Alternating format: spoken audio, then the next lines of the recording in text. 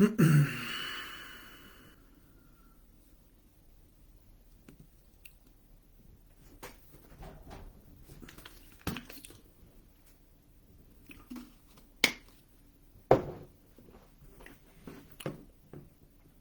so this live is going to be about.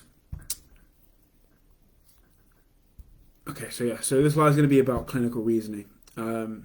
So I've labeled it "How to Think Like a Physio" because it sounds better than clinical reasoning. But we're going to talk about what the process is from when someone comes into the front door to their first follow-up and beyond, how we make our decisions. It should give you a better understanding about, what it is that we are trying to achieve whenever we're trying to help someone with physiotherapy, and also, making our decision making based on the do's and don'ts, right? So what is necessary and what falls short of that, as well as what different types of pathologies there are we need to think about. So whenever we are concerning ourselves with, okay, what is it that we need to do for a particular client, it's mainly based on what the information that we have on the subjective side of things. So the subjective is the symptoms that someone's feeling, their day-to-day aggravations and eases, their history, medical history, those sorts of questions that we have. Now, when we are going beyond that, we want to then think about, okay, based on the information they give us, how are we going to clinically reason? When I say clinically reason, we're talking about our evidence as well as what we feel based on experience. We are going to formulate a plan. So there's a couple of ways that we can do this. It's been taught multiple ways and more beneficial.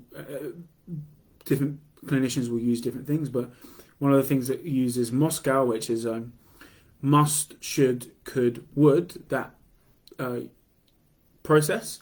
But what I like to use is just must, should, could. And what we're looking at is, from a must standpoint, it's whenever someone comes in, we have half an hour, right, to do a full assessment. And within that, the subjective side of things, the question taking, the question answering will take, a good chunk of that, about 10 to 15 of that.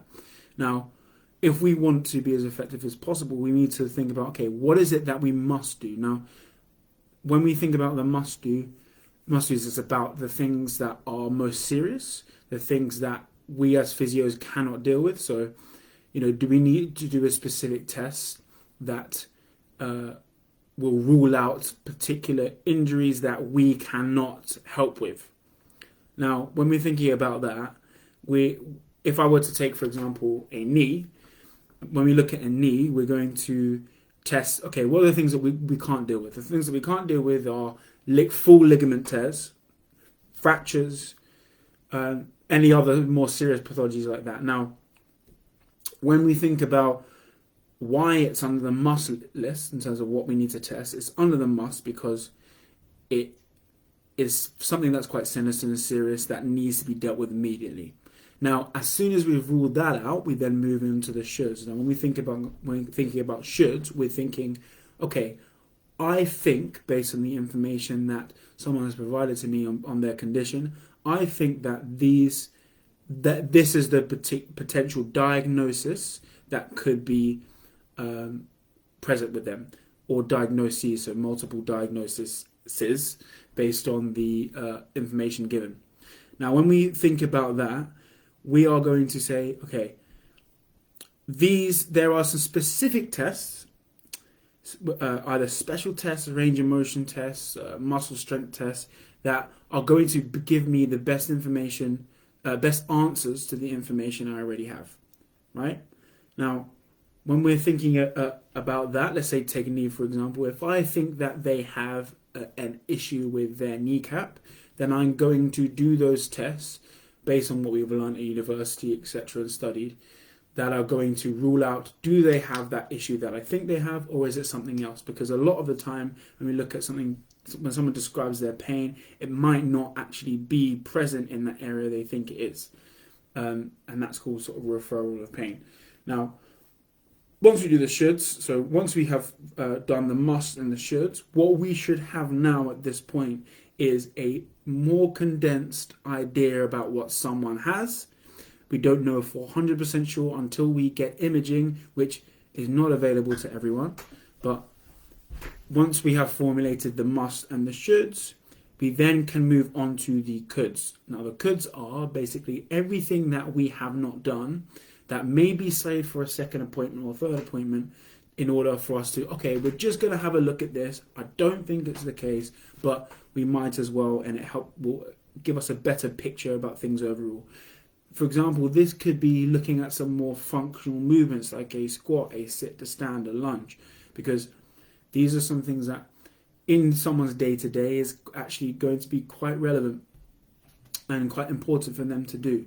So if we can then, at that point, once we've done the must, shoulds and coulds, we then can formulate an idea about the diagnosis, one, the treatment plan, right? So that includes manual therapy and exercise therapy. Once we combine those two together and formulate a good progression of exercises and sessions, then once we build that together, then we have the best chance possible at achieving what would be a good physiotherapy prognosis, right? So we can say, based on, if I have done my assessment correctly, and if I know that this, if this diagnosis is what I think it is, and we have done some ruling out of the things we don't think it is and the things we do think it is, then at that point we can have a much better chance of getting you to back to your best and even beyond that. So now that gives you an idea about the clinical reasoning and why we do things. But beyond that, we're going to think about, okay, if we are thinking about clinical reasoning for what we know about, okay, so the reasoning for what we know about, we can then move on to looking at the things that we are not 100% sure about. And this is where we can do some research, because not all physiotherapists know everything in that one instance, right? But we can look at further research in between sessions. We can formulate a plan based on if things go wrong. So, for example, we think it's one thing based on the assessment we've done, and then from that we can then say, okay, our first bout of exercise and manual therapy, let's say for the first number of weeks, usually we do a reassessment at 3 weeks. We're thinking about within that time frame, okay, have they got better based on the plan that I've made and the treatments, the assessment that I've done? If we do not see as much of an improvement as we expect to see based on research, right? Where everything we want to do is evidence-based, so everything will be based on research. If we have,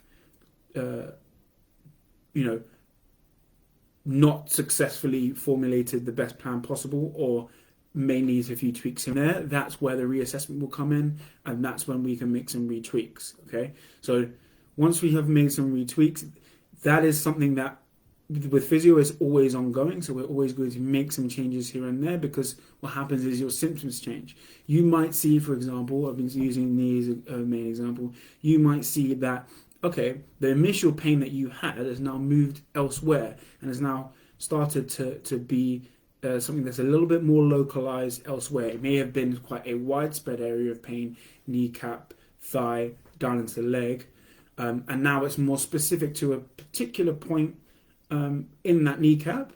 Then what we can say is, okay, we can move away for the more general exercises and we can move towards more localized areas, because usually what we see is when it comes to symptoms, they can be quite widespread and they tend to localize once we have started to deal with the symptoms initially, right? So the clinical reasoning, the understanding we have is we do the must, should, could list, which is a part of the assessment. We then Based on that list, we then formulate a treatment. Once we formulate a treatment, we make tweaks to that treatment. Now, if we see that our reasoning and our understanding and our thought process has worked, we can then move on to taking you into more long term. And when we're looking at long term, we want to make sure that everything that they have done previously is progressed upon, right? So we don't want to be stagnant in one place. We want to always listen to not just, so the reasoning isn't just about, okay, what's happening at a mechanical level, at a movement level. We also want to look at, is there anything that is going on in someone's life that we might need to adjust and make changes based on what we are telling our clients and educating our clients about, right? So we might have to look at the broader, more holistic framework, not just look at the issues that they're dealing with, but also some other things based on their biopsychosocial, so their life, and also based on the progression of someone's symptoms and injury or disability, etc. Right? Now, once we have done all these things, so we have looked at the assessment, treatment, and moved on to more of a longer term plan, what we're able to then say is, okay, at this point, is this someone who has had successful physio, yes or no? And then what we can do based on that is, okay, this worked for this person, we can then tailor that same program elsewhere, but also make sure that we are specific to that one person.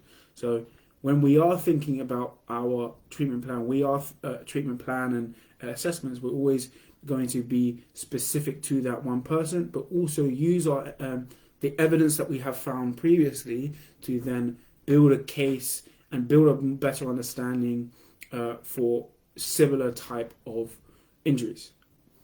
The last things that I want to mention now is, okay, when we're thinking about, okay, how can I think like a physiotherapist, we do have to make sure that we aren't, and what can often happen is,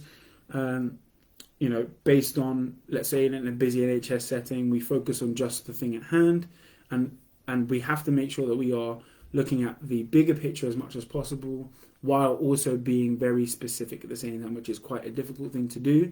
But looking at things from an evidence-based perspective, and also just intuitively, we combine the two together, and then it gives us a better outcome out of the entire process as a whole. Okay, good. So that's live about clinical reasoning, and hopefully it makes a lot of sense to you as about what we do and how we're thinking, and hopefully you can see the benefit in that.